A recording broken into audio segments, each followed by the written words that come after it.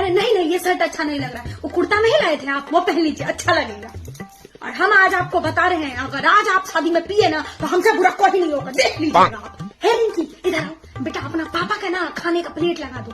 अभी खा लेंगे ना तो पेट भरा रहेगा, पिएंगे नहीं। देख रही हो स्टेज के बगल में तब से पीने लगे, बेइज्जती करा के रखे। मना भी किए थे आपको, नहीं माने ना आप। आंख देखिए ना, चढ़ा जा रहा है पिए पिए नशेड़ी। पता नहीं लोग बात क्या बोल रहे होंगे। गिलास देखिए, पानी भी नहीं मिलाए हैं इस पे, इसीलिए तो चढ़ा जा रहा है। खाना पीना का कोनो ठिकाना नहीं, बस पिए जाएंगे पिए जाएंगे।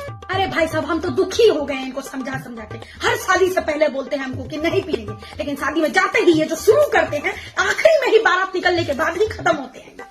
अब आप ही कुछ समझा के कीजिए, क्या पता आप ही की बात सुन ले। बच्चा सब बड़ा हो गया है, इज्जत का भी कोई होश हवास नहीं है, बस पी लेते हैं, लुढ़क जाते हैं। रौनक रौनक, इधर आओ, पापा को ले जाके भैया के रूम में सुला दो। नहीं क्या नहीं, आपको पता भी आप कितना छोड़ रहे हैं ऐसे ऐसे, लेके जाओ।